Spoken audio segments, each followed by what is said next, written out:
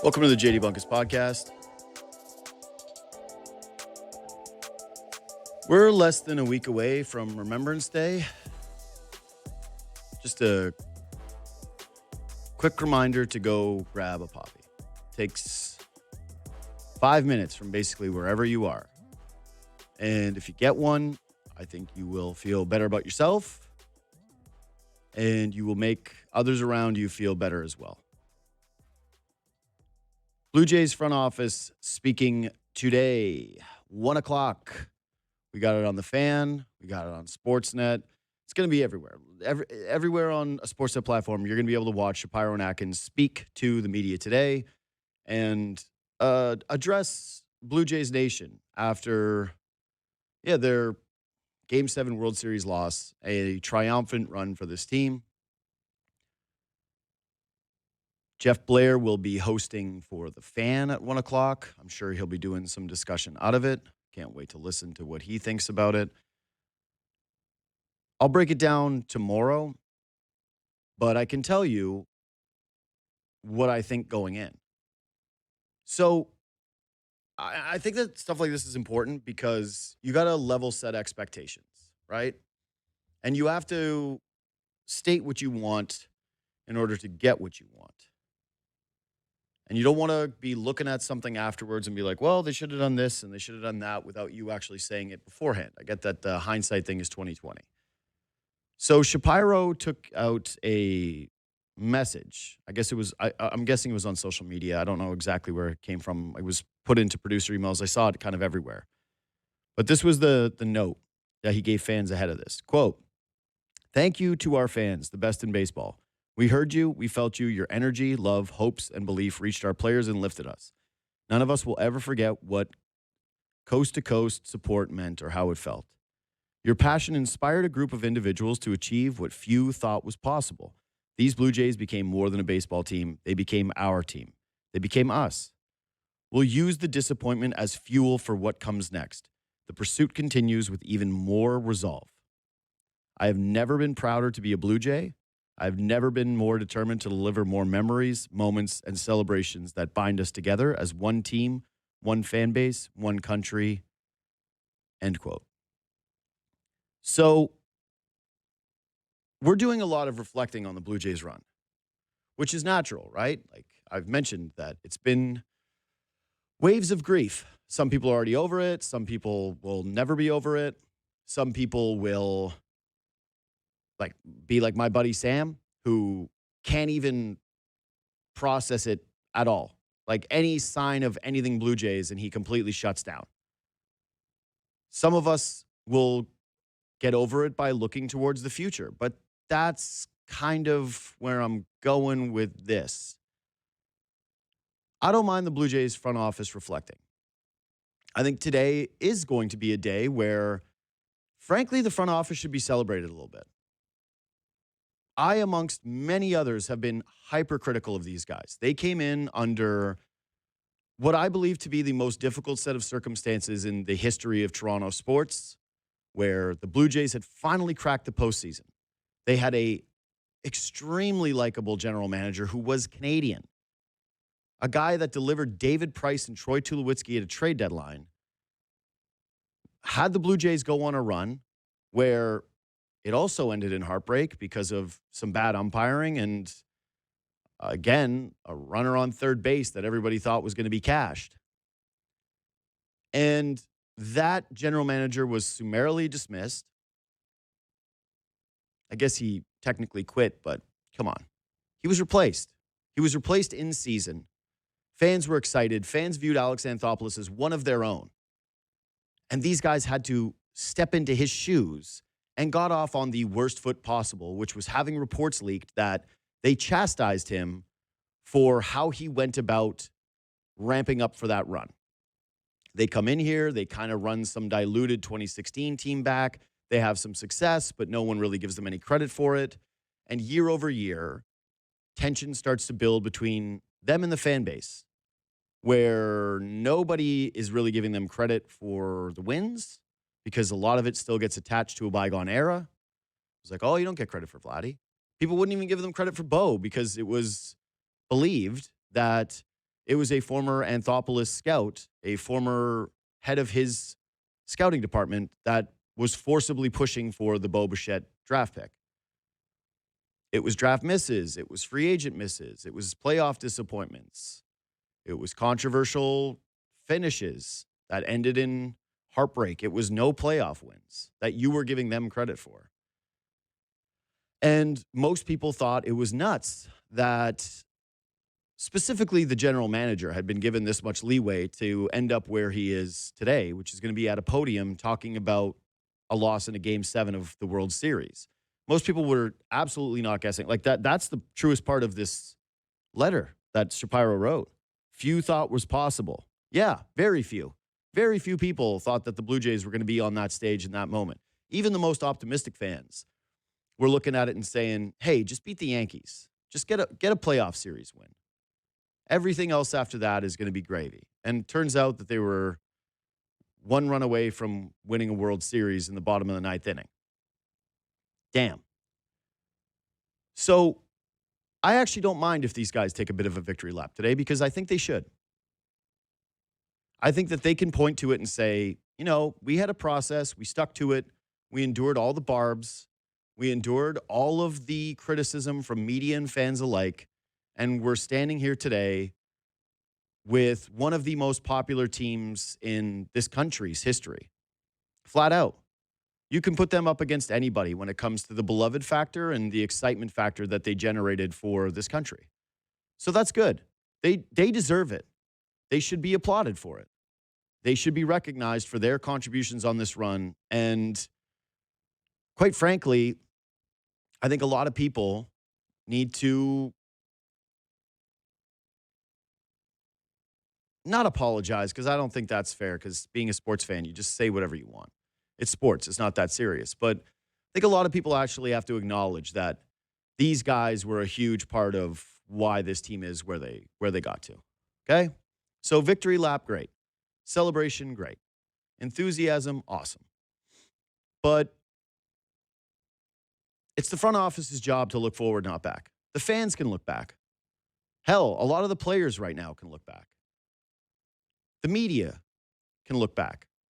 I want the front office looking forward. So today, what I really want to hear is some outline of what the plan is going to look like. How the budget might change for this team. Whether or not it's going to be impacted by this run. How aggressively they're going to be pursuing Bo Bichette.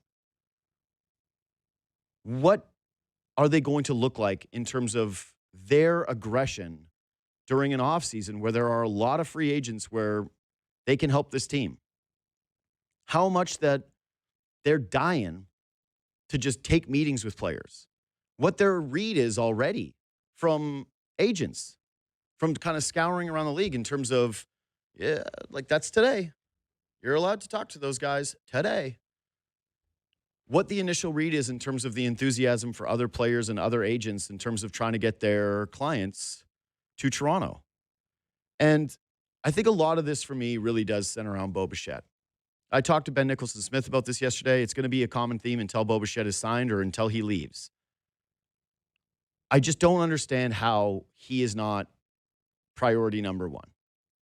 I don't really see how even the scenario that Ben outlined yesterday where they're going and getting a stud third baseman and moving Ernie Clement over to second, how that's going to make sense for this baseball team. I would not rather have Alex Bregman than Bo Bichette.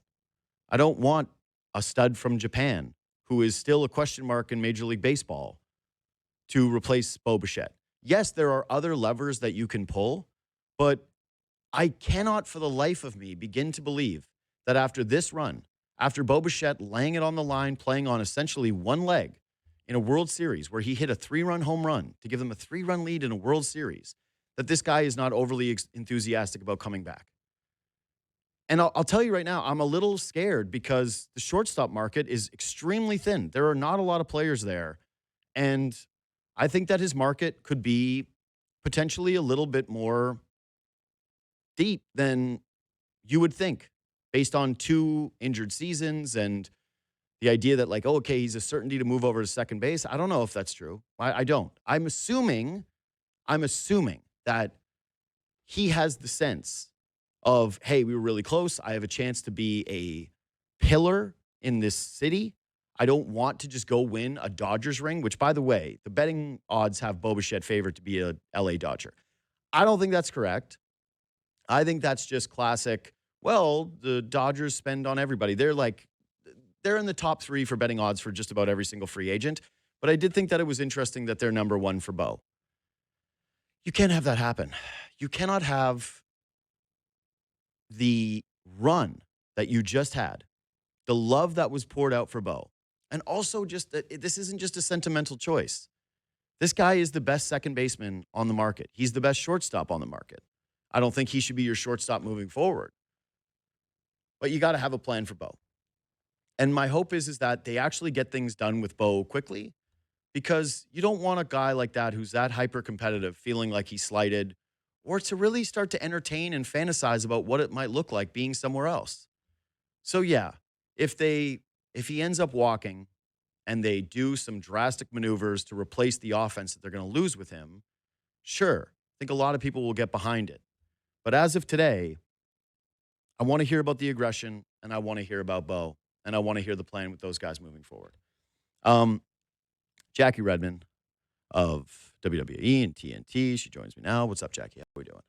Hi. Oh, it's so sad listening to you talk about the Blue Jays, because I'm not over the fact that it's over. No. Like, the run is over. No. I hate that I don't get to turn on my TV every night and be like, my boys are on tonight. Like, it's time to root on the boys, Like, I just I miss it. I miss it so much. I will say that I personally, I'm never going to get over the loss. Like, they could win 3 World Series in a row, and I'll try to talk myself into being like, well, it was the loss that propelled them to the next 3, but deep down, Yeah. I'll go, man, it could have been 4. It really could have been 4. They were that close to 4. I really wish it would have been 4.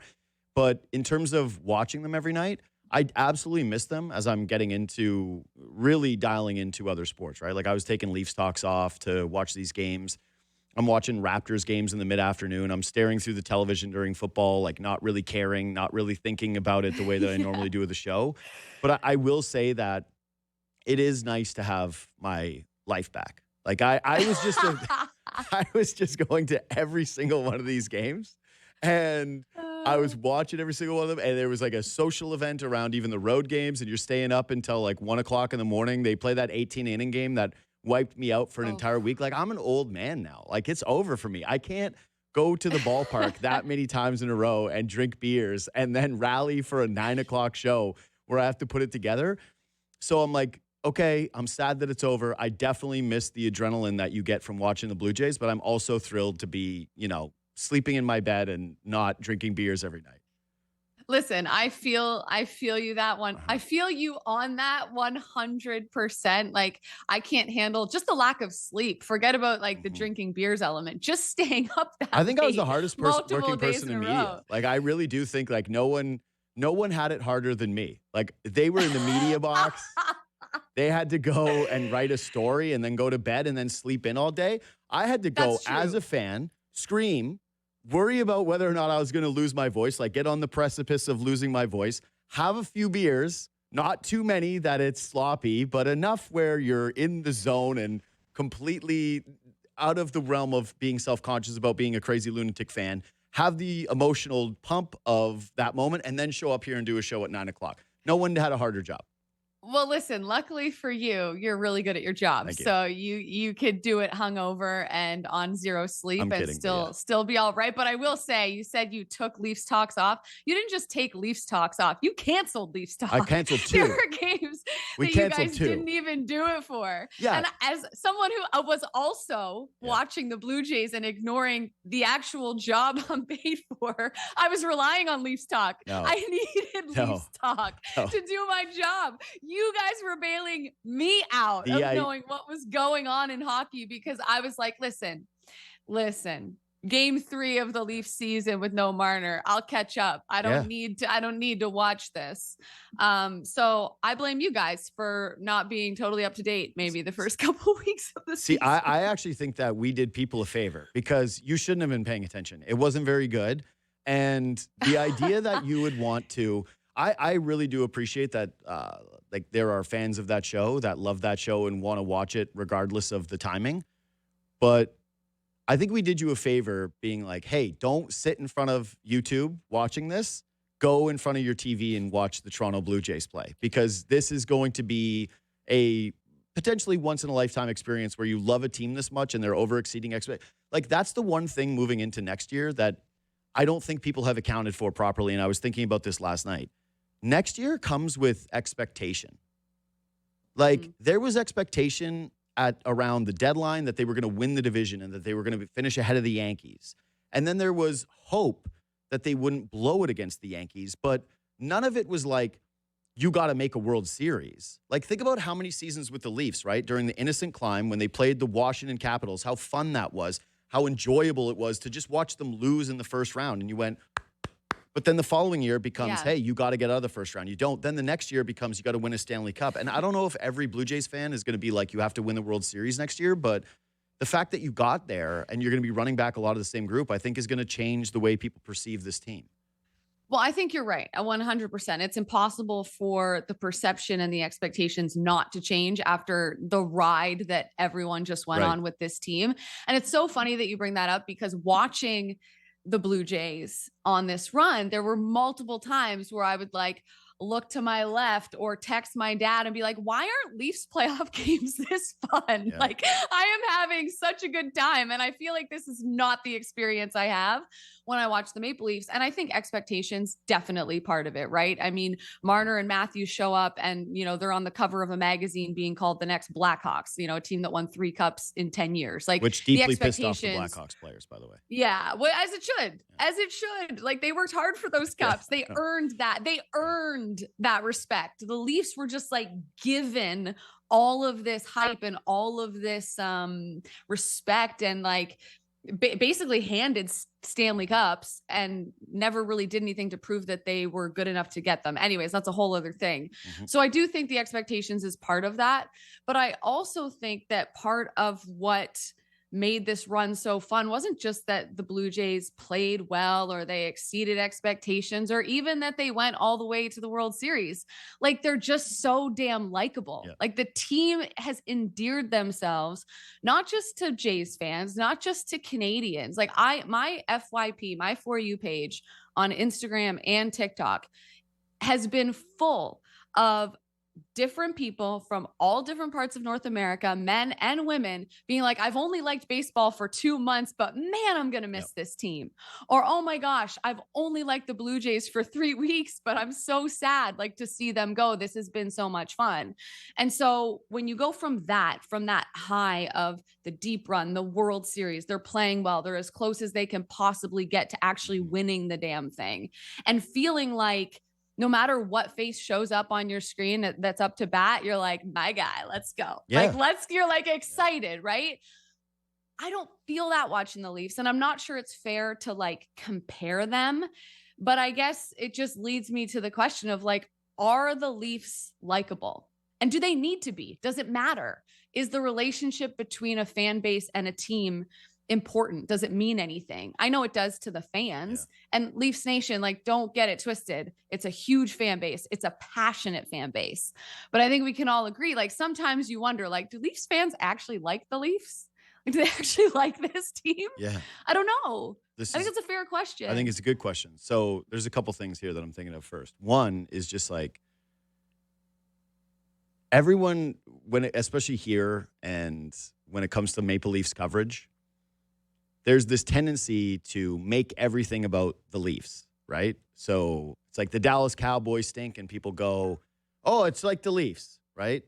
I used to do a segment on the show called Losers Like the Leafs, and it was just basically things that other sports teams did that reminded me of the Leafs. And I think you get criticized in media often because they're so central to sports conversations in this country that people have a tendency to go, oh, this is just like the Leafs, or like, let's draw a cross-sport comparison to the Leafs.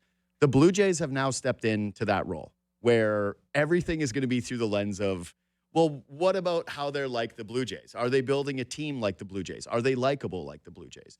So to your point about the likability, and first of all, whether it matters, clearly it matters because I think that if you want fans to be invested and you want fans to have a good time, liking the team is an important component. And this is a little bit of this is probably a little unfair because I'm not saying that people didn't like Jose Bautista, right, or the 2015 team. Right. But, and I've said this before, that was a collection of jerks, but they were our jerks. It was like Edwin was the like nice guy. I totally agree. It was like Edwin and Marco Estrada were the nice guys on the team, but everyone else was like barking and bitching at other teams. And like, I wouldn't say that they were likable. They were just winning. So ultimately, even Encarnacion, even he feigned like, I can't speak English. Like, buddy, I've talked to you. You speak English. They all do can that. Interviews, like every single guy where English is their second language. I know, but you talk about like likability. You know what I mean? Like a likable guy would just be like out there doing it. So. Yeah, but everybody loved Edwin. Everybody loved doing the parrot. Like, like if someone would have said to you down at the ballpark in 2015 or 2016, like, I hate Edwin Encarnacion. You would have looked at them like they had three heads. That's not what I'm saying. For sure. That's not what I'm saying. I get it. I'm just saying that, like, to your point, like the Jays, this version of the Jays, like embraces everything, not just the fans, not just the people that are rooting for them, the city, the country, like really genuinely feels like they give a shit about being Blue Jays. Yes. Not just that they want to win a World Series. They wanted to win it here. They wanted to win it together. And like, not to go off on another sort of tangent, but I think when you look at baseball and hockey, very different sports, right? Like completely different. And I think 99.9% of people would say team chemistry probably matters more in hockey than it does in baseball. Because in baseball, you can't help someone have a good at bat sitting in the dugout. Like, just not how it works. But you can help your line mate have a good game. You can set them up for success. And so I look at the Blue Jays and it's like everyone was loose and having fun. And of course, that comes with winning. But then you think about the Leafs of the last like 10 years, right? And save for William Nylander, everybody's energy was always this. It was always like tight and tense and or defensive at the very least, or guarded. Maybe Nylander being the only exception, and go figure, he's probably the most like likable Leaf in terms of like the dynamic he's been able to create between himself and the fan base, where it's like people are just like, Willie, sometimes he really just he needs to play a little more defense, but we love him. Like, that's Willie, like there's a stark difference between the energy that comes off of the current Leafs and what we just saw from the Blue Jays. Yeah. So this is what I'll answer two parts. Like, do I think the Leafs are likable? I think is a separate question. The first one, though, of does it matter to be liked? Mm-hmm. Yes. And why is because of what you just outlined. Is I think it allows players to feel loose and it makes them more committed and invested to winning for the market. And the one thing that the Blue Jays definitely got to feel was how much people cared. And I do think that that was infectious in terms of the parts of their run. Yes, they believed in each other. Yes, they were tight as a group. Yes, the expectations were different. But you could see the way that Vladimir Guerrero Jr. spoke to the fans and the joy that he played with. How could you not play with that joy when you're in front of fans that are applauding you and cheering for you in the way that they did? And for the Leafs, part of the reason why I think that it has been so tense is that those players have felt at times that the relationship between them and the city has been adversarial. Like, you can always blame the media because that happens a lot. People see questions that the media asks and they go, why did you ask that question? That's so critical. Or what did you expect them to say? But ultimately, the media's job is to act as a conduit between the fans and the team. And I think that for the most part, a lot of people have done a pretty good job representing that when the Leafs have come up short and they have failed. And they have failed so many times now as a group that, I do think that they have their backs up. I do think that guys are a little bit more reluctant to give a quote because they feel like they're going to get people jumping down their throats. Even Stolarz at the beginning of the season, right? Like, there are certainly likable players on this team, and I would say that he is one of them. He's got like a pretty, unanimously popular rating. Some people have turned a little bit recently because he hasn't performed extremely well, so that's sort of where it goes like hand in hand. But he makes a comment about the team, and then the next game, he really dialed it back. Like, took basically everything back that he said about the team and tried I hated. Yeah, by the way. Same. I did too. But that to me gives the vibes of you're not comfortable in your own skin and you're thinking about things that are outside of the arena impacting your play inside of it. And so to me, likability matters because it just allows you to play with joy. It allows you to be a little bit more free. It allows you to make a mistake without feeling like it's going to be the end of the world. And I do think that to not maybe that severe a degree, but happens with this team. Yeah, like it's the idea that like it's not about like, oh, people need to like me, but it's the idea that like you don't feel like you're like this with the fan base or the city. You feel like you're in it together. The fans feel like it, and so do the players. Yeah, they're and your guys. They're your representation. Yes, that's what I mean. It's like, I wasn't saying like the Jays are on tonight. Like I truly was like, my boys are playing tonight. Yeah. Like that was how I was talking about this team.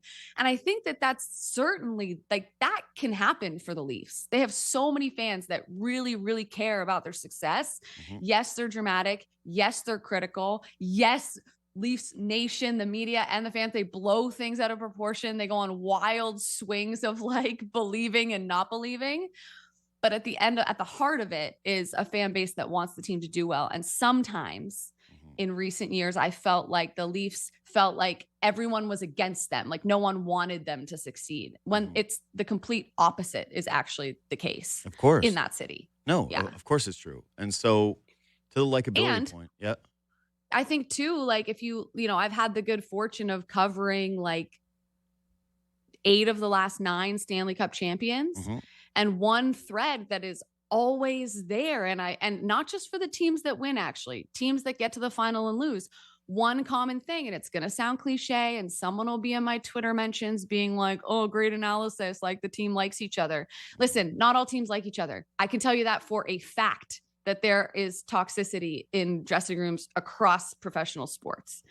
But the one thing that teams that go deep have in common is that they're comfortable in their room, they're comfortable with their teammates, and they feel embraced by the fans that are watching them. And you see it in the way that they prepare. You see it in the way they conduct themselves with the media. You see it in their body language. You see it in everything that they do when you're there all day, every day for 2 months on a deep run to a Stanley Cup final. And those players are the ones that, have a run like Brad Marchand had, right? He was devastated to not be in Boston. That could have been the most negative thing to ever happen to him. But he went to a team where he was embraced by the team. He felt comfortable. He was embraced by the fan base. And every single player on that team, they were loose. They were comfortable. They were embracing the challenge. They were having effing fun together. On the run. And I think you see that. You saw it with the Florida Panthers. You saw it with the Tampa Bay Lightning. You saw that with the St. Louis Blues in 2019. Same thing with the Bruins that lost in that Stanley Cup final. And I think that sometimes, at least from the outside perception, the Leafs are like this all the time. Well, yeah. All the time. So obviously I've been super critical of the Leafs this last 8 seasons or 9 seasons. God, it's like all blending into, like, it's just becoming more and more and more. I'm like, oh my God, like Nylander and Matthews are like on the verge of turning 30. That's crazy. It's weird. I've always said, and I will always believe that, yes, the fans are critical, but they're critical because they're dying to love you because they invest so much into this team. And one of the mistakes that the Leafs made was they got into this like Lou Lamoriello and then Dubas extension and Shanahan, this idea to be very corporate and very stale and very reserved when it came to their handlings with the fans. And had the Leafs just had their players be more human when it came to their relations with the fan base and with the media, that it would have benefited them greatly. And you see, and again, I get that it's different in terms of this Blue Jays team and the way that people love these players and the way that these players get to open up because they're loved by the fans right now. But the Leafs did have that. Like Matthews, Marner, Nylander, Tavares when he first arrived here, Morgan Riley, every single one of these guys at one point was universally loved. And I don't think that it's just, they haven't won, that people are frustrated with them or that people don't like them. I think it's become like an effort question, which has been sort of part of the quotient, whether or not they ended up getting the blue and white disease of, hey, we're Maple Leafs, we don't need to answer this, but also that whenever they've had these opportunities to kind of speak frankly about what the city means or what the Maple Leaf means or about their disappointments and their failures, they've been like the kid in high school, I think I've used this analogy before, but one time I got in a fight in high school, and it was with a much bigger kid who would have absolutely eviscerated me if it wasn't for a teacher stepping in the middle of the fight before I got murdered. But the bigger kid, he just apologized immediately and completely took ownership and was like, I'm so sorry. I can't believe that I did this. I'm embarrassed, blah, blah, blah, blah, blah. Teacher let him go. And then there's me, little yap, who's going like, and then he did this, and then blah, blah, blah, blah, blah. Like, and he's like, you know, it was on an outdoor ed trip. So he's like, you're washing dishes, you're doing this. And I had to do all this stuff. And he's like, you know why I treated him differently than you? It's like he took accountability and you didn't. You got defensive and he didn't. And people like accountability. People like being human and just like, realness. Exactly. And that was always my issue with the Marner stuff was Marner had it on a silver platter when it came to being an Ontario kid who grew up cheering for the Maple Leafs. There were so many times where all he needed to do, you don't have to be the most articulate guy in the world, but he gets those chances to be like, hey, what does it mean to you to be a Toronto Maple Leaf? And he goes, well, we're gods here. And you're like, that's what it means to you? Like, I get it. You're going to fumble the odd answer, but you can't just say, hey, this was the first relationship that I had with my parents was hockey. And the Maple Leafs were the conduit to this. I love the Maple Leafs. I've never cheered for a team that wasn't the Maple Leafs. They're my boyhood team, and I get to play for them. People would have loved you. Like, people would have fallen over backwards for you. It was right there. And I think that the Blue Jays, unfortunately, get that more than the Maple Leafs. So, yeah, I don't think the Maple Leafs are likable, but to kind of transition it into where they are now, I think people are kind of forced to like them more. What do you mean? Everybody wanted Marner gone. There was like a few sycophant fans that were like, I'm a Vegas fan now. And you're like, okay, you weren't really a Leaf fan. I think that's more of like an online Gen Z thing that people, it's rage bait. So it ends up being in your feed a little too much and you think that it's oversized. But for the most part, yes, there's going to be somebody again screaming at this going like, I didn't want him to leave. I knew he was great. Yeah, no one questioned the talent. No one questioned the ability, all that different stuff. And that he was going to have an impact on the team. But most people acknowledge that it was time for a change. And Brad Treliving said it himself, right? Like DNA change. So I think when people are watching this team this season, there's going to be an added layer of frustration, which I have had watching some of these games going like, hey, where's your fire to prove people wrong, to stick it to the guy that left you and to prove the doubters and the haters wrong? Because that's great fuel for a team. But also that fans right now are probably going to be more invested in this team because, one, Marner's gone, and this is kind of what people asked for. Two is that Tavares is now no longer making $11 million. We talked about this on Leafs Talk last night. It's like McKee said it was refreshing to watch him and not have it be through the lens of the $11 million. That if he makes a mistake or if he has a bad game, you're not going to see people going like, hey, well, it's because he makes $11 million anymore. You just get to enjoy a local guy who came home, who has now 501 goals in his career, and who continues to compete at what is an advanced stage in the NHL. I think that there are players on this team that people are absolutely rooting for, but the only way for them to become likable at this point is through success. It isn't there's no more fun, innocent climb for these players. And unfortunately, I feel like the guys that haven't been here all along, like the Nyses or even Cowan coming up, they're probably going to suffer from the losses before and the core pieces that are still here in terms of what their expectations are right away.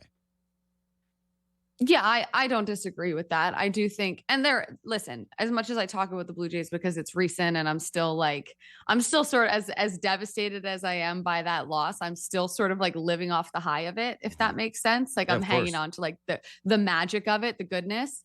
Like it is, the Leafs are in a different spot, right? Because it's been a decade basically of this core group trying to kind of not just like win a cup, but like just get it like to a conference final, maybe, right? Like they haven't even gone on what I would classify as a deep run. No, of course they haven't. Conference final as a team. So of course it's different. And of course, success makes all of those other things easier. It's so much easier to be loose and to have fun when you're winning all the time. But the Leafs have had good seasons where they've won the division and when they've done a lot of winning. And like it didn't result in the playoffs anyway, in a team that maybe necessarily always was able to sort of embrace that and feel confident and not feel like the weight of the pressure of being a Toronto Maple Leaf, which to be fair is very different than the weight of being a Toronto Blue Jay in Toronto. Like it's a different stratosphere. Yeah.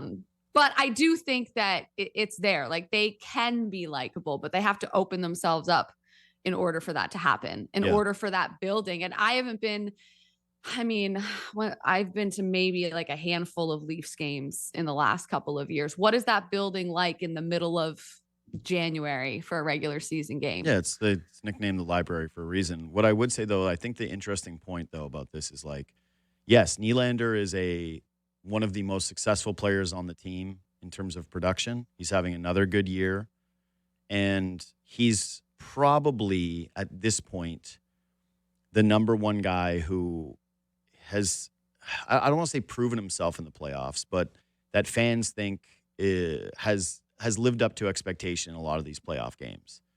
So there's that, but there's also, he is the most transparent of the Maple Leafs. Like, he's aloof. He's a little different. He's definitely got some cockiness, but it works. Like, it's people, good though. Yeah, but people like him because he is himself. So kind of to your point, yeah, success obviously matters.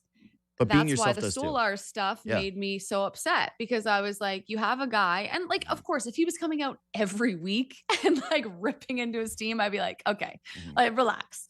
He did it one time.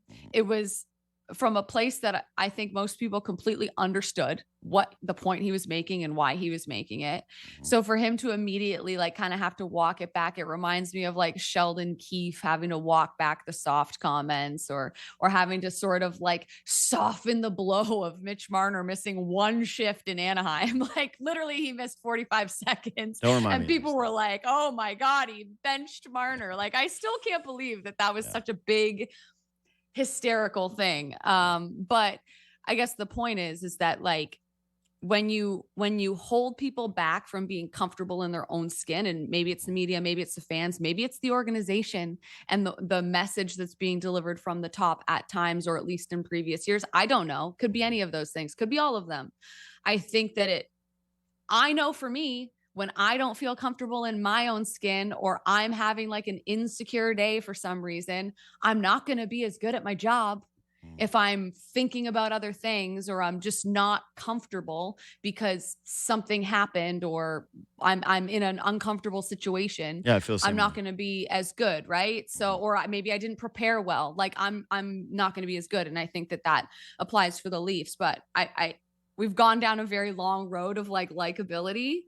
But when you look at this team with Marner gone, and it's so early, but you see where they're at, like, where is your confidence level in what this team is now? Because I feel like even in the last week, there's been in my family group chat, like massive swings of emotion with like, oh my gosh, this team sucks. Are they even going to make the playoffs? To like, oh, like I heard you guys on Leafs Talk last night, like, oh, we're back. Like, we're so back. Sam said that. Don't say you guys. Sam and I'm like, are we back? Yeah. And what does it look like this year? Because this isn't a team that I think is going to just have an easy regular season. So what does that mean? So clearly the last 4 periods have made me feel a lot more confident about what we're seeing than the first 2 against the Pittsburgh Penguins, where every group chat I was in and every person that I text with about the Leafs, I was going over scenarios where like what pieces they could trade to get assets back at the deadline. Like, that's where. So yeah, the swing has been severe even for me. What I would say is, what's the draft class look like this year? Yeah. So where I would go and like kind of tie it into both conversations is, that's why I do think that people are dying to like this team. Is you see that when they put together a good game, the swings in terms of the emotion of a guy like Sam, who's just immediately like, we're back, department. People want this to work. And like it or not, people are going to think that I'm obsessive about it, when in reality, I really don't care all that much. But I do think it's a big part of it that they finally broke up the core 4, that Marner decided to leave. He wasn't traded. He decided to leave. That fans this season are rooting for success even more than they have in years past, where the team was technically on paper better. Like the last 2 seasons, well, actually, I'll say both times that they played Florida, right? So the Ryan O'Reilly year, the last year of Dubas, and last season, I would say that those were the best Maple Leaf teams that they had. And people were like, hey, you know what? They could actually do something. There was hope. There was optimism.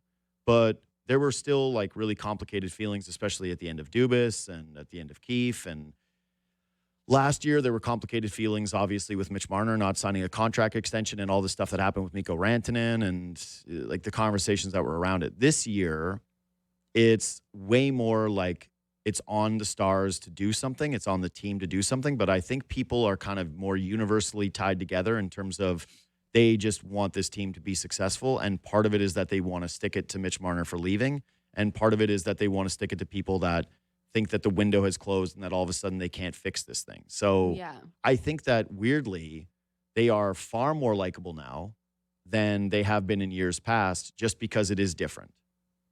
Yeah, I feel like they don't have, because you just rattled off like 3 or 4 different, like, you know, for lack of a better term, like clouds that were kind of hanging over the team. And I think for more than 1 year, like obviously Marner last year was the big one, but I think ever since they blew that 3-1 series lead to Montreal, like there's been this lack of action from the organization that I think fans have really held on to, right? It was like, okay, we're not trading a core piece, so we need to change the coach. Or if we're not changing the coach, maybe the GM needs to change. And it was just like, for so long, there was these like hovering things that weren't going anywhere. We kept it the same. It was all or nothing for so long. It felt like it was the same team over and over again.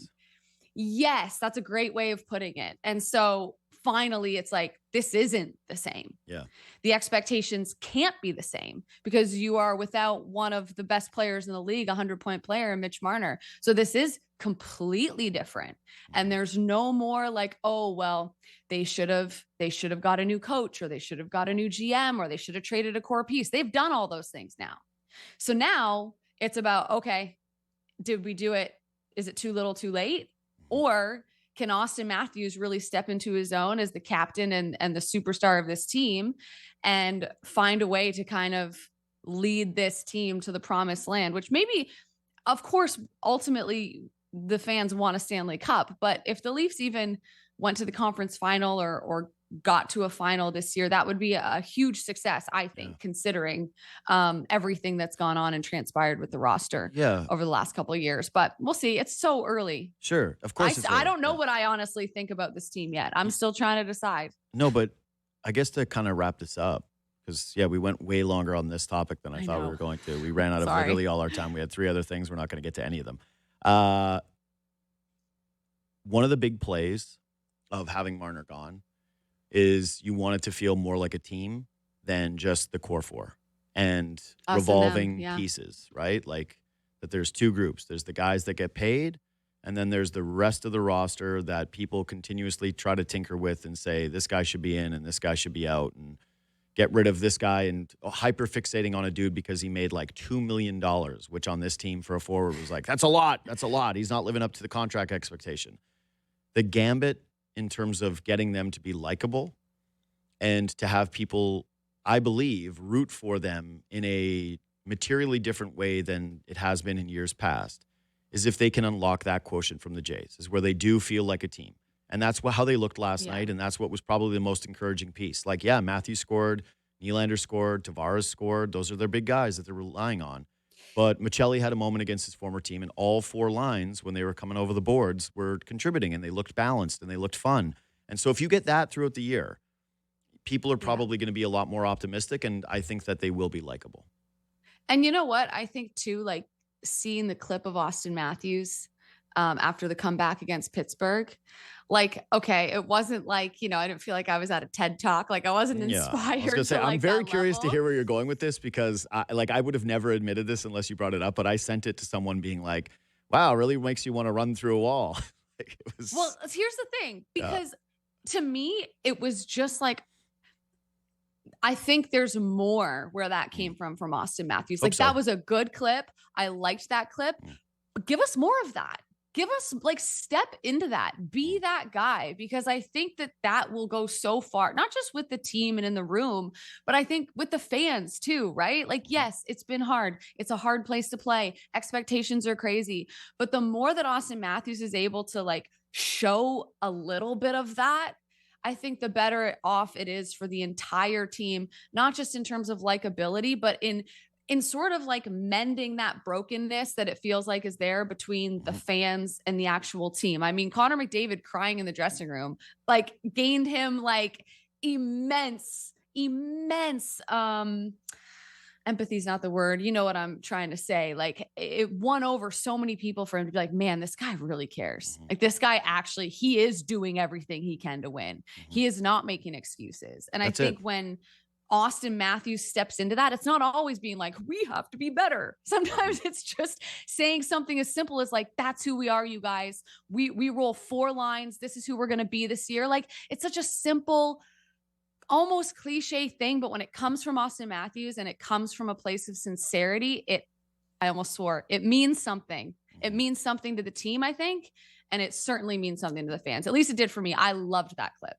If you show people that you care, they will care about you. You said it. It can be hard here. Well said. It can be annoying. The fans are fickle. The media is intense. If you embrace it and you give something back like the Blue Jays did, that should be the lesson for the Leafs. If they don't question your effort, if they don't feel like they're cheated with a ticket price, and that you gave an honest effort and then you take accountability for the nights where you don't have it, which is human, you're going to be fine. Yeah. Anyway, Jackie Redmond, again, thanks as always for making time. We got to run. We ran up against it. We didn't get to, again, 3 of the topics that we prepared for. Maybe we'll do better next time. I'm so sad we didn't get to the pop culture. I wanted your opinion, but we'll save it. Yeah, we'll save it. All right, Jackie Redmond, there she goes. All right, again, we have the Shapiro-Atkins Media Conference today on The Fan and on all Sportsnet platforms at 1 o'clock. It's going to be hosted by Jeff Blair. I actually can't wait to hear what these guys have to say. And, yeah, I'll go over it again tomorrow. Quick break. I want to talk about Easton Cowan going down and what I hope to see from that. And then Nick Kypreos at 10 o'clock, second hour.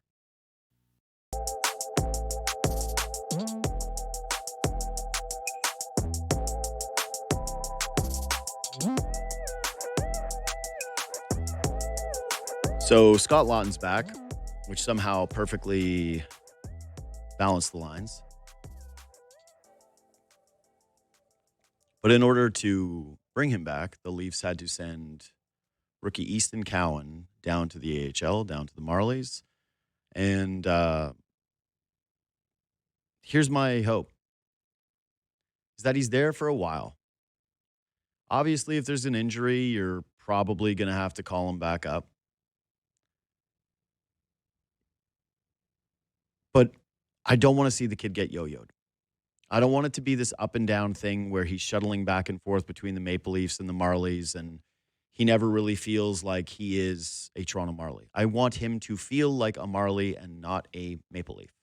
I want him to feel like an AHL player who has to play in a really hard league, develop his timing a little bit better, work on his... He's tough, but his toughness in terms of playing with grown-ass men who are also dying to accomplish a dream, to play 20 minutes a night, and to feel invested with that group, and not just to be looking towards saying like, oh, well, I'm a Leaf this year. Like, I'm going to end up being back with the Leafs. Oh, well, I've been promised that I'm going to be back in the Leafs. The ideal situation for me is that he finishes the season there, that he's not a Toronto Maple Leafs this year. He's 20 years old. He's 20. And, you know, I spent that whole conversation with Jackie talking about, you know, what's loved and how expectations matter in these things. And my feel has been that the expectation level was too high for him out of the gate. He needs more seasoning. Is he ahead of where you would expect a 20-year-old to be? For sure. But the idea that, like, he was up on the first power play when it was struggling was too much for me. The Leafs are supposed to be a veteran team, a deeper team, a group that is trying to win a Stanley Cup this year. And having the 20-year-old kid before he's a absolute, no doubt about it, certainty to join that team before he's accomplished anything in professional hockey, I think was too much. So I like this decision. I think that this is going to be good for him. I just really hope that this does not end up being, hey, he's up, he's down, he's up, he's down, he's up, he's down. You want at least a couple of months where he's down. Quick break. Let's come back. Let's talk to Nick Kypreos.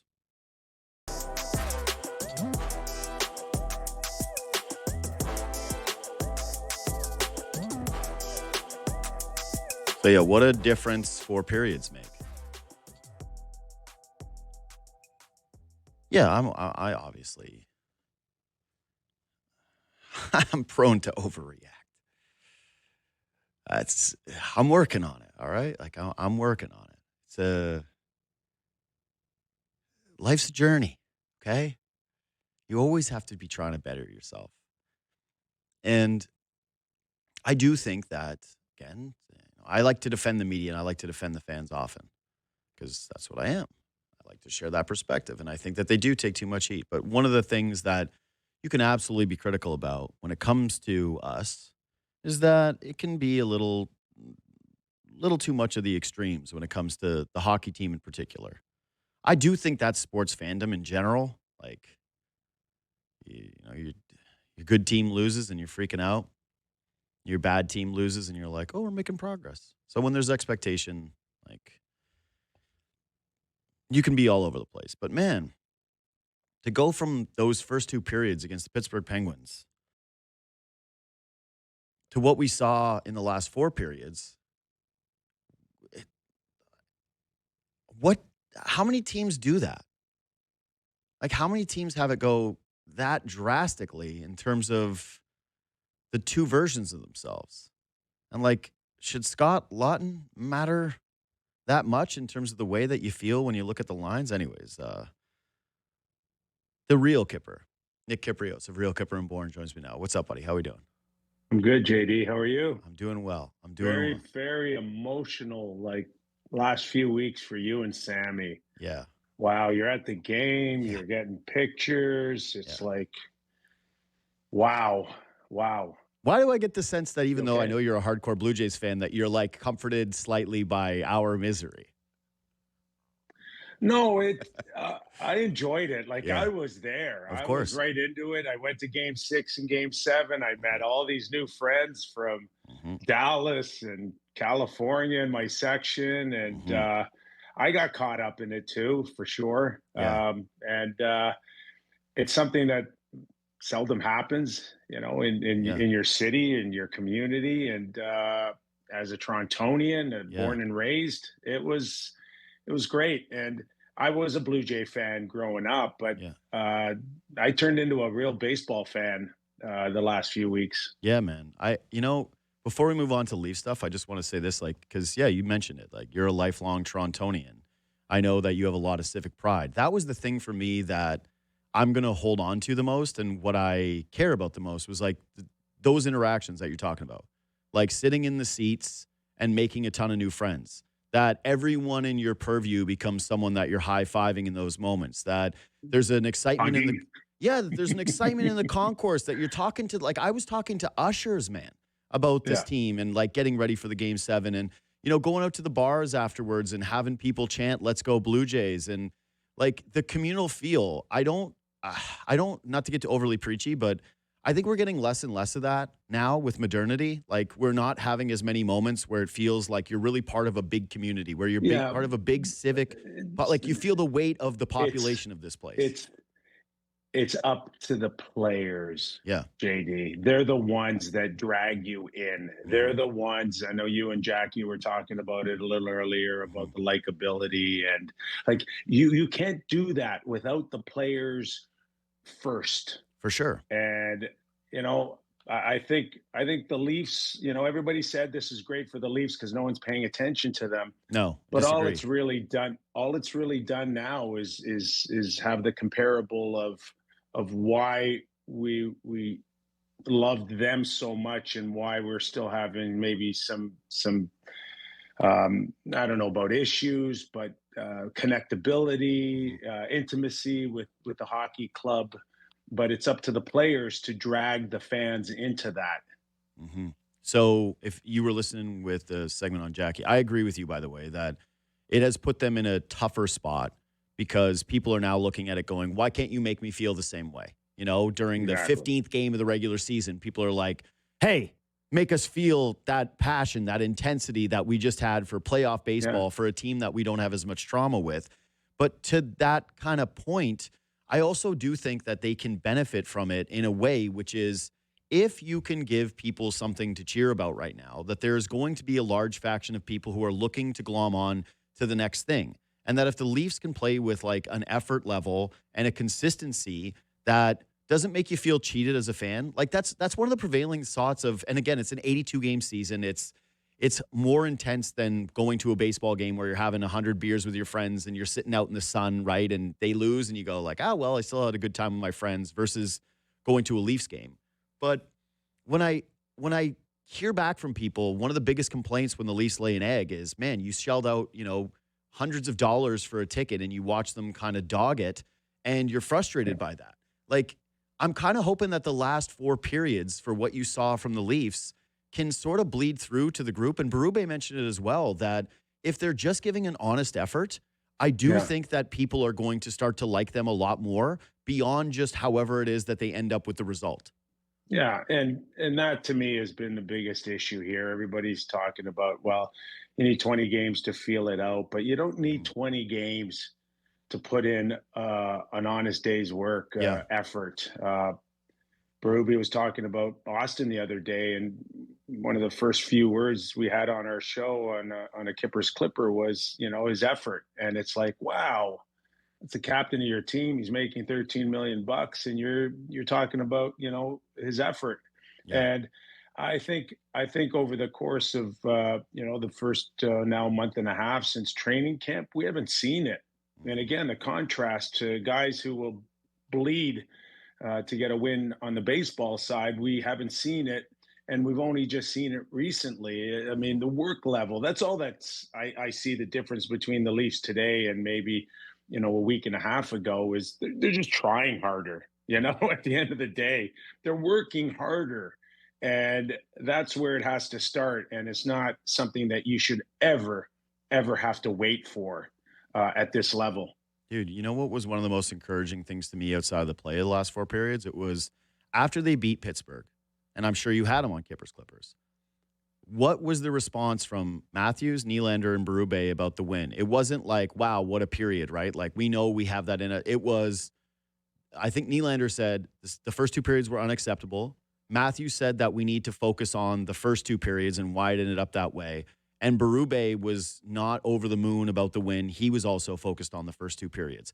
And my hope is it can serve as a bit of a wake-up call for the team. And it's why I think that this stretch in particular right now, where they've got a ton of games over the next 10 days, it's going to serve as an important stretch of hockey for this team if they can maintain that consistent level of effort. And I don't know why they didn't have it to start the season, given all the circumstances, like the amount of guys on this team that are playing for position up the roster, playing for contracts, playing to prove people wrong, like the Michelis of the world. Yeah. How about just playing to keep the team together? For sure. Because I've got this season as a fork in the road here on a ton of it. No doubt.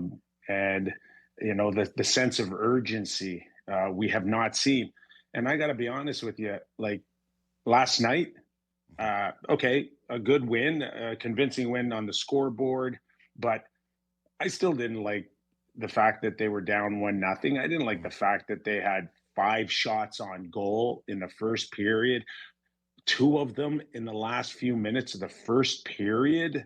Like, where is the coming out on a team from playing back to back and just out shooting them like 15-4 and just sitting there going, they're lucky that they're even in this game.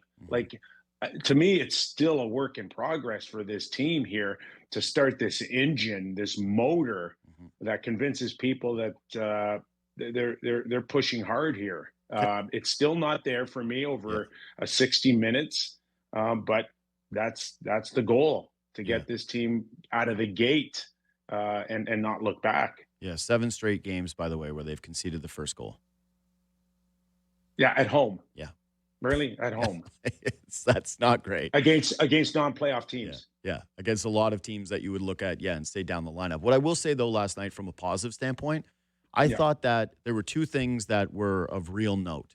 One was that Lawton coming back in the lineup made the lines look like way more of a team. That made sense. Like beforehand, I don't know if you agree with this, but night in, night out, where they're shuffling everything around and Easton Cowan's in, Easton Cowan's out. You're asking a 20-year-old kid who's played no professional hockey to be on your first power play unit out of the blue. It felt way too mismatchy to me, and I just didn't like the look of it. And last night, what I thought was interesting was on paper, the lines look better. And then in practicality throughout the game, it actually did feel like they had 4 lines rolling. And that was a bit of a new feeling for me of feeling like, hey, one line is now kind of trying to help the other. Maybe it wasn't up to your standard in terms of, and like I think a lot of people's, in terms of the immediate just kill the team that's in front of you on a back-to-back, a younger, smaller group. But I did think like, hey, they looked like the bigger, stronger team last night. They were winning more puck battles on the boards last night. They were generating more in front of the net as the game went on. And it felt to me more like the actual formula that this group is going for from top to bottom. Yeah, I totally agree with you on this stability of your lineup. And you mentioned Cowan. I'm looking, JD, at half their lineup as far as the forwards are concerned. Half their forwards come into the rink every day and going, what's my role? Yeah, who am I playing with? Where am I supposed to play today? And you said Cowan, but I'll include Domi in that. I'll include Roberts in all that. In that, I'll include McMahon in that. Michelli, Yarncroke. It's like, it's not a good feeling coming to the rink every day and going, am I on the first line? Am I on the fourth line? Am I the healthy scratch? What am I? Where's my role? So that has to settle down.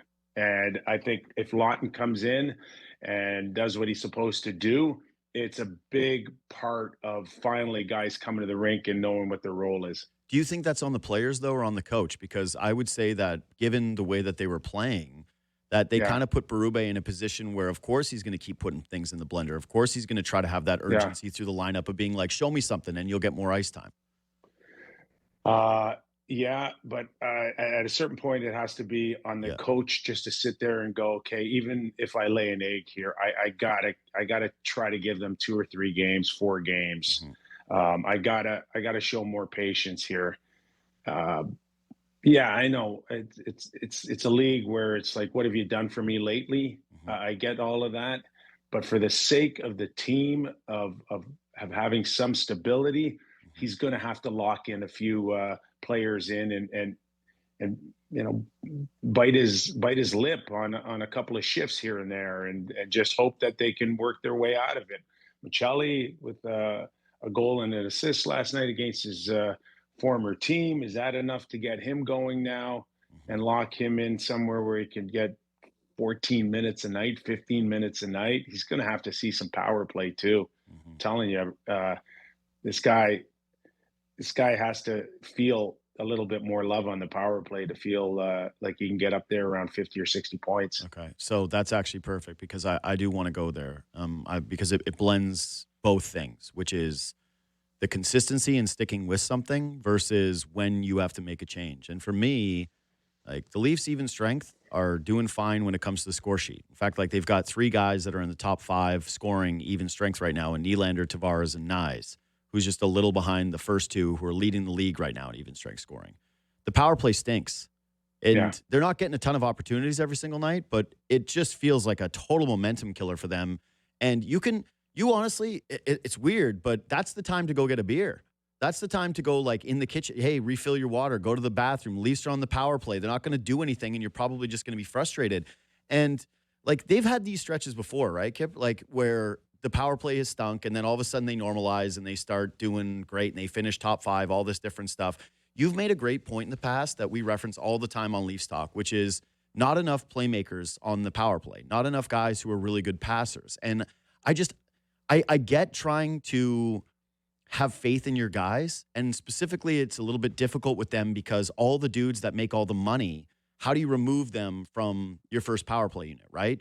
And how do you tell John Tavares, hey, you're coming off power play 1 when you've already made the financial sacrifice that you did this past offseason and you're producing the way that you are? Yeah. But John's not the problem. John's. What is?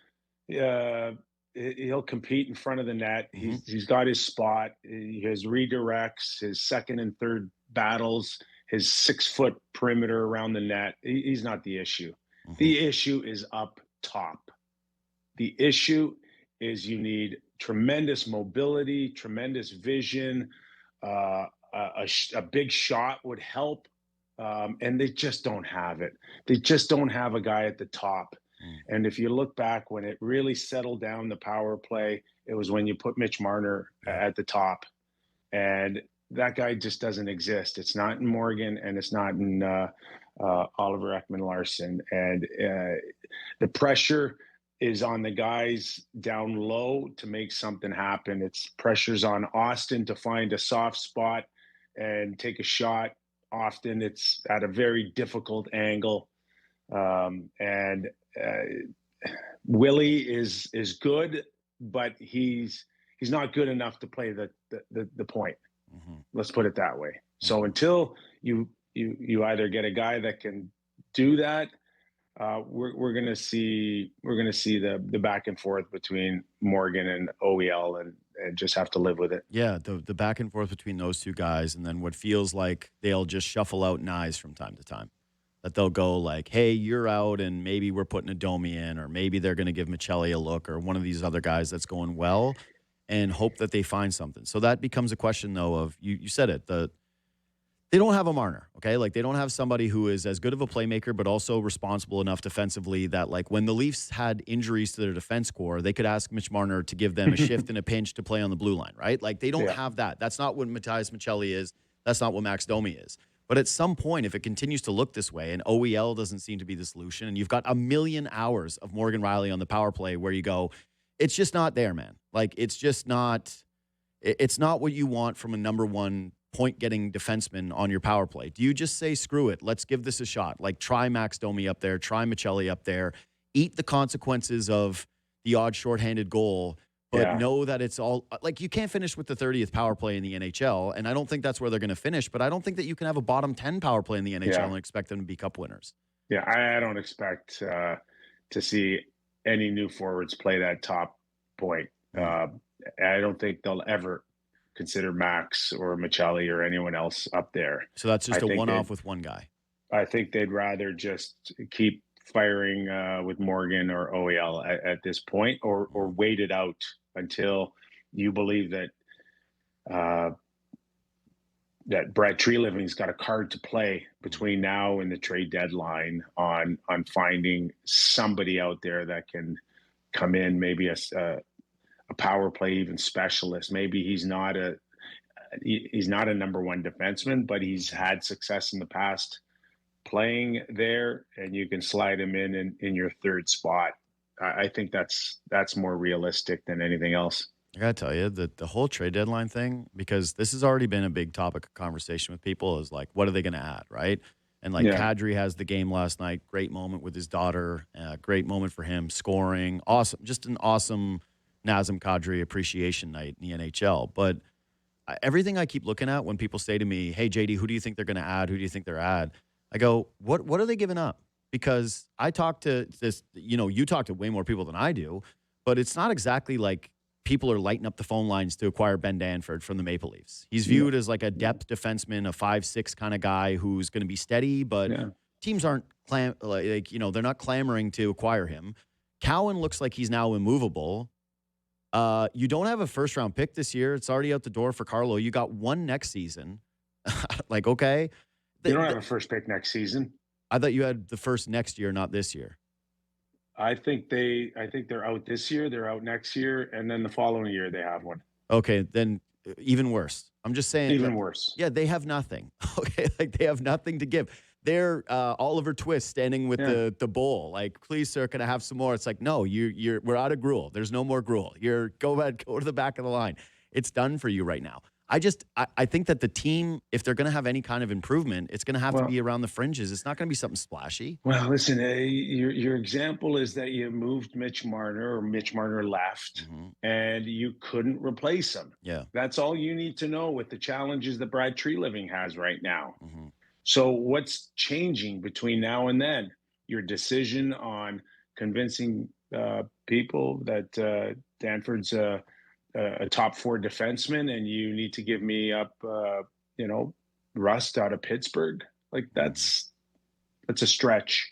So the only hook you have right now is Easton Cowan, and that will be a very difficult decision to make, especially if the team is in that mushy middle, between now and March, where it's like they're not head and shoulders above. Like people want to see them lead the Atlantic again, by 5 points or 10 points, and then you go, okay, let's go for it. Sure, but I don't. I look at that East. I look at the Atlantic. We see the gap shrinking between the worst and the best, or the top in the division. And you're like, okay, what's the separation going to be? 6, 7 points? And people are saying, no, the Leafs don't even have to win it. They just, make sure you get in there and then be this team that can perform in the playoffs.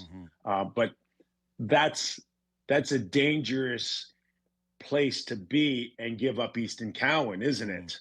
Not into it. I'm not into the idea of you moving Easton Cowan this year, short of they coalesce in a way that no one sees coming. And the first pick in 2028 is useless to any general manager out there who thinks that ain't saving my job. That's not helping me, now. So how many teams are even interested in that at this point? Why wouldn't I go get from 20 other teams their first round pick this year or next year? Right. Why do I have to go get the Leafs 2 years from now? Yeah, no, 100%. So I wrote about this. I've got an article on sportsnet.ca, just good. NHL buzz around the league. And that's the first thing that, when it came to the Toronto Maple Leafs, is the word I'm getting around is like, hey, Brad, what do you got to offer me? Can I give you a prediction for what I think this deadline is going to look like? You remember 2020, before the COVID lockout? They went into the deadline and there was conversation of, hey, are they going to flip Tyson Barrie for a second-round pick? They had lost the David Ayers game.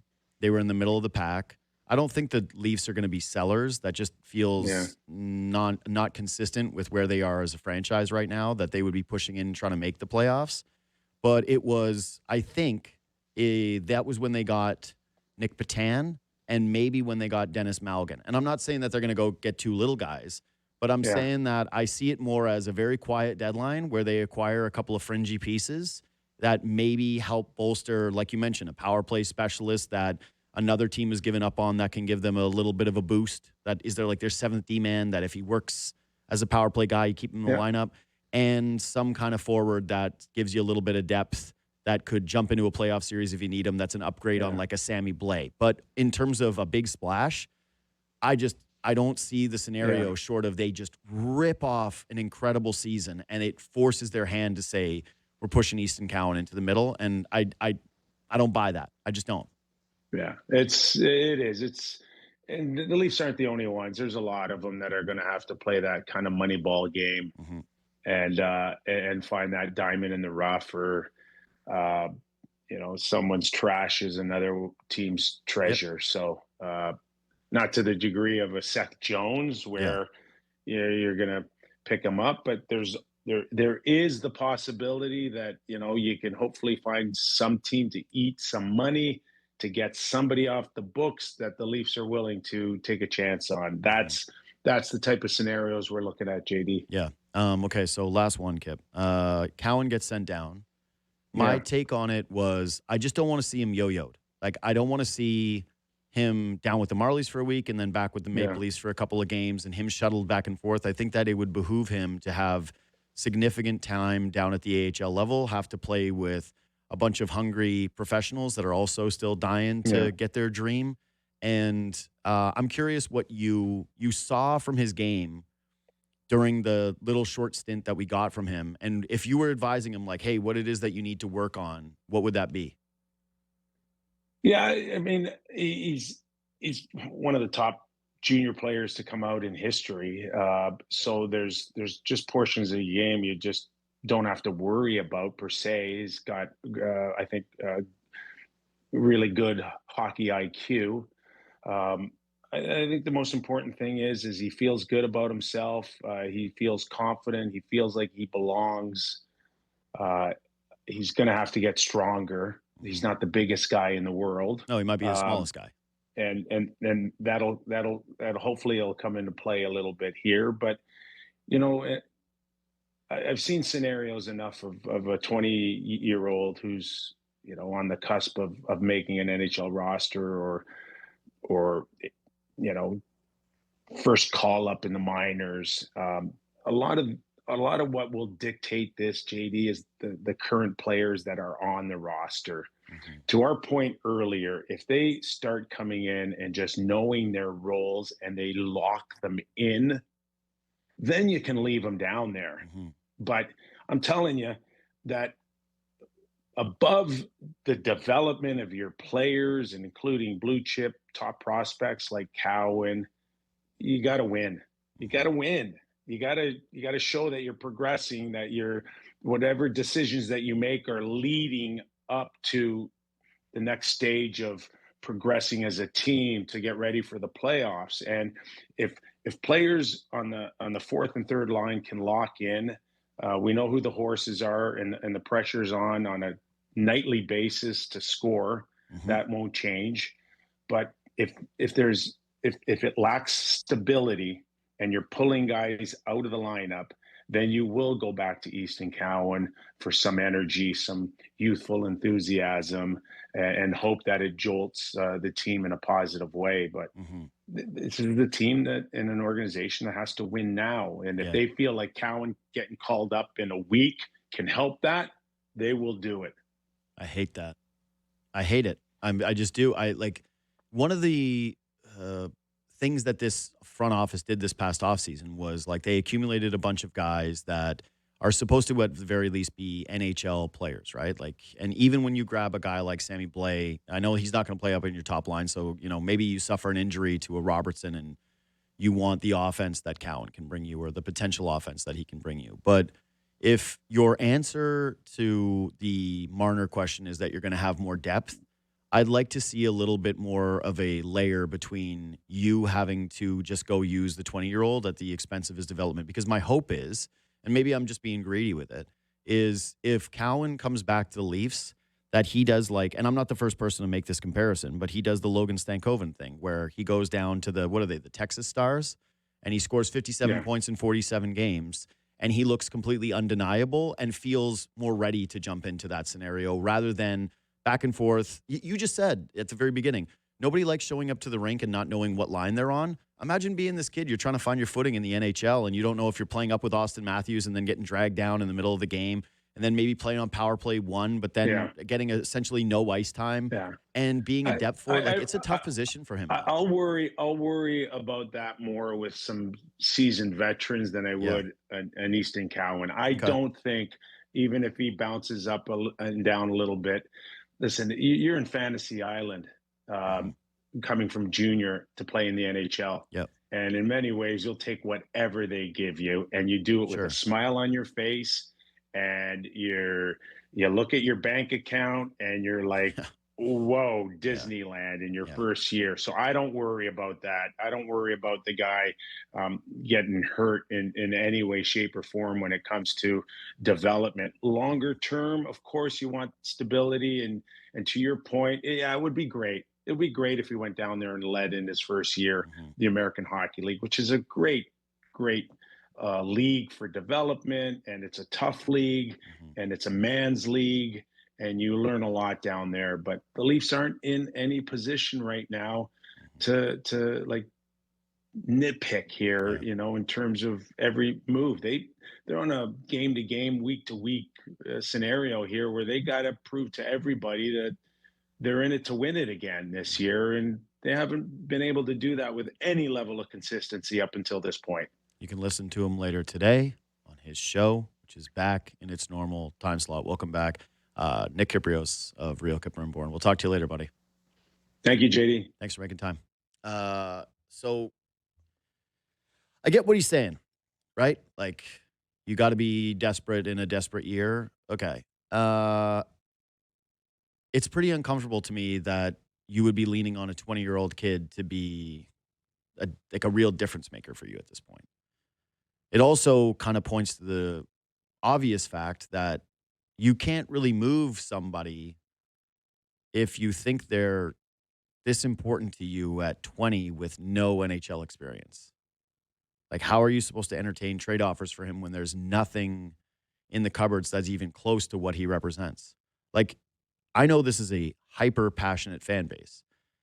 And like Nick Richard aside, how many of you could name who it would be down in the Marlies that would be the next guy you're excited about outside of Easton Cowan? Go ahead. DMs are open at JD Bunkis. Send it anytime. Good luck. Good luck in that game. So, yes, you've got urgency. I'm not there with Kipper all the way. I think that you have to do what's right for this kid's development. He might be excited to play. He might get another stint with the Leafs. I'm not saying that you're writing that stuff off. But given his level of outsized import to the future of this team, you got to make sure that you're getting the best out of him possible in the long term. Anyway, we've got tickets. I got to give away the tickets. Otherwise, people will yell at me that I didn't give away the tickets. AC/DC is bringing their Power Up Tour to the Rogers Stadium on September 16th, 2026, and we've got your chance to be there. We're giving away 3 pairs of tickets to the show to this legendary night of rock and roll. Just text the code word Back in Black to 590 for your chance to win. Tickets go on sale to the general public on Friday at 10 a.m. on Ticketmaster. This contest is Ontario only. Standard message and data rates may apply. Again, the code word is Back in Black. Quick break. We'll come back and we'll hit what we missed.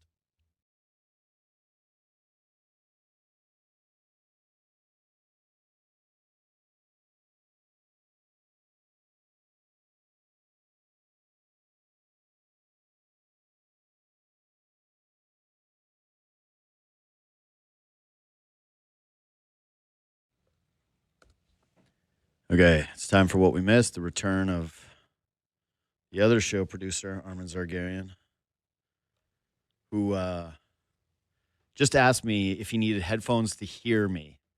We're in the same room, so I hope you can you hear me? It's my first time on camera. I'm a little nervous. Yeah, okay. You can hear me? Yeah. I got you. Yeah. That's good. What I meant was, hearing myself kind of talk because sometimes I'm too normally loud. when you mean to hear myself, you say, do I need headphones to hear myself? Which you would have known the answer to, which is no. You can also still hear yourself speak. Your ears work. I don't know how loud it is for the listener. You're all right. So That's on the other producer. That's Brandon's job. He's got to make sure that he can hear you. All right, so let's get it going. What did we miss? So you touched on it with Kipper a little there. Kadri played his 1,000th game yesterday in Calgary. Got me thinking because yearly we talk about, bringing Kadri back. A lot of the fans love him, obviously. Mm-hmm. Post-Sundin era, Mm-hmm. where would you rank Kadri in terms of fan favorites? He's pretty high. And what would your top 5 be if you had one? Like if you could cook that up for us.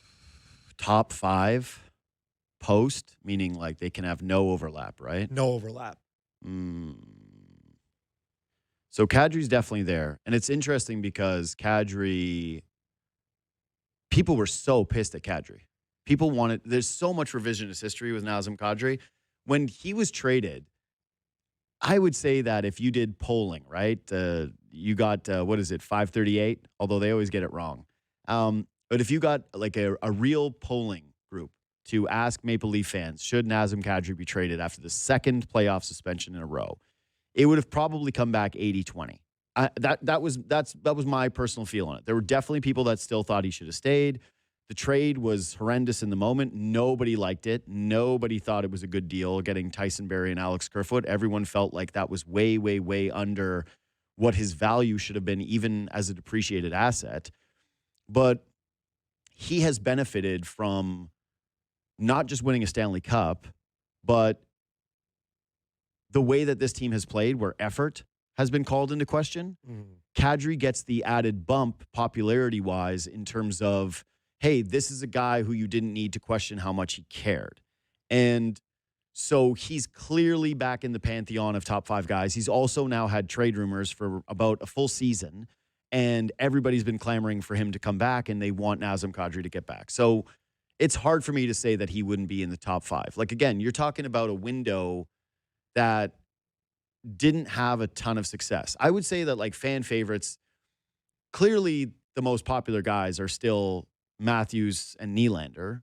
Like, that's just the way that it is. But I'm going to change the list in terms of more universal popularity ranking based on what I think this question is more meant to represent, which is like not the guy that everybody has the jersey of because they're a star. Right. Which again, Kadri was a star. He was a first round pick. He was actually supposed to be like one of the chosen ones for this. Like he went in, he gave Don Cherry the kiss, like Doug Gilmour. There was a lot of comparisons between those two players.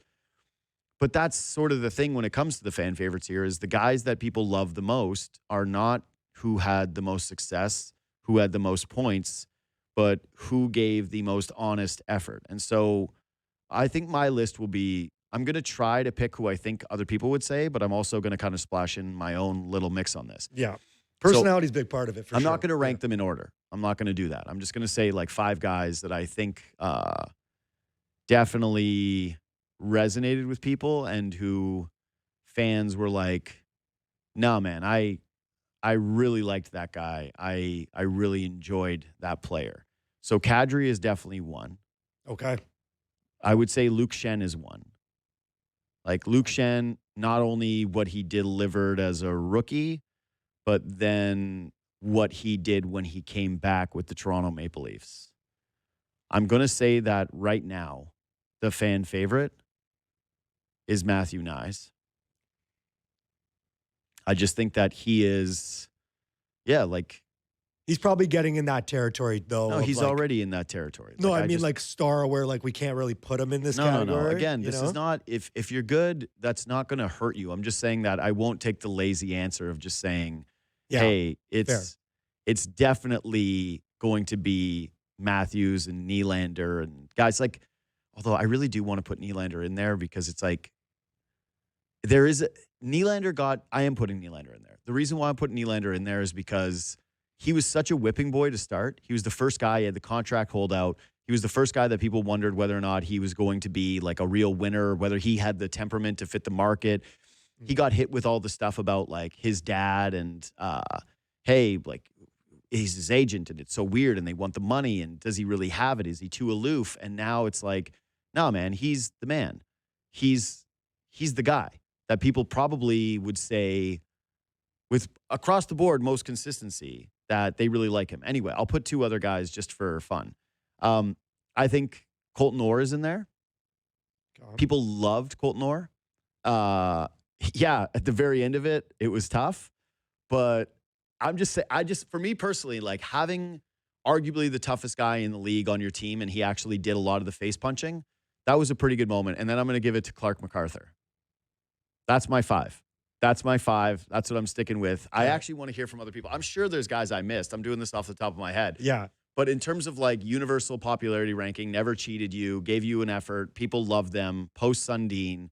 I'm hoping that nobody in there ended up having an overlap. But I would say like those would be the guys that it's like my 5 would be, Nazem Kadri, Luke Schenn, Clark MacArthur, Matthew Knies, and what did I say? Who did I miss? Colton Orr. Colton Orr. Yep, those are my 5. Those are my 5 fan favorites where it's like, yep. Like, because if you see somebody in a Colton Orr jersey, right, or like a Clark MacArthur jersey. You're hugging. Or like, that's it. It's like these are all guys where there's no controversy to wearing the sweater that people just look back on it with nothing but pure fond memories. Yeah. Right? So those are my 5. I'm going to get killed for those 5. There's no way that I don't get crushed for this. I actually really want to know what McKee's 5 are. Text him right now. Okay, what's next? NBA relocation or expansion. So the NBA has been talking about expansion for probably a decade now. Still at 30 teams. Obviously, the NHL, NFL have expanded in this time.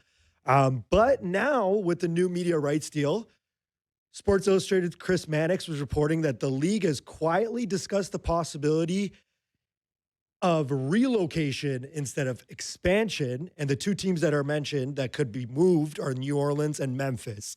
Bill Simmons touched on this a bit in the summer. He was saying that the owners don't like expansion anymore or don't like the idea of it because of the new media rights deal. That's like $70+ billion over the next 11 years. So basically, they don't want to give up. No, Mark Cuban has already outlined this as well, where it's like you're getting short-term gain as owners who are already very rich, and a lot of these guys are already playing the long game with the franchises. So expansion is less of an interest to a lot of these NBA owners who don't want to dilute the money pool anymore. So where I thought of you though is we know you were a Seattle Supersonics fan growing up. Obviously, your team moved.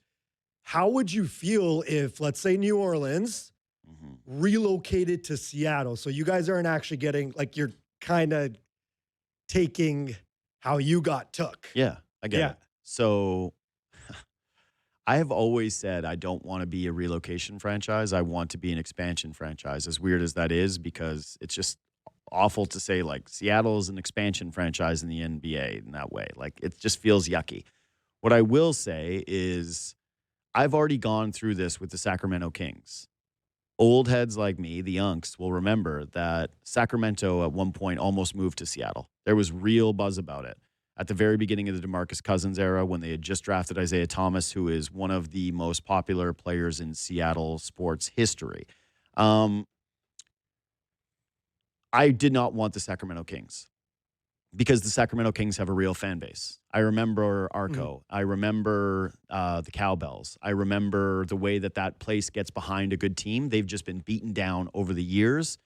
Like, look at what happened with Light the Beam. They got one little second where they were into their team, and Sacramento really loves them. So I did not want the Kings.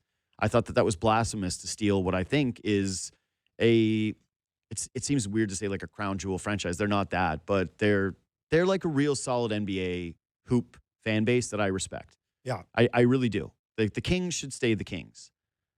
My preference would be not to steal someone's team.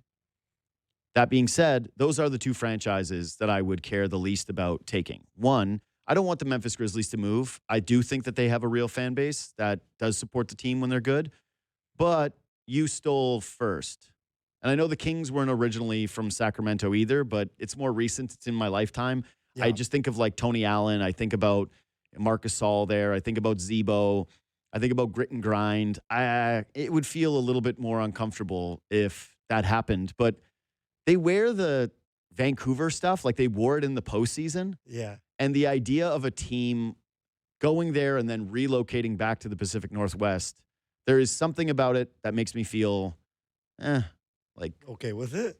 Not as bad about it. Yeah. Like I said, I wouldn't want that. That's not my ideal situation, but I could get behind it. I wouldn't feel as bad about it as I do with the Sacramento Kings. New Orleans is the number one special circumstance team that I do not care whatsoever if they relocate. In fact, I think that they should.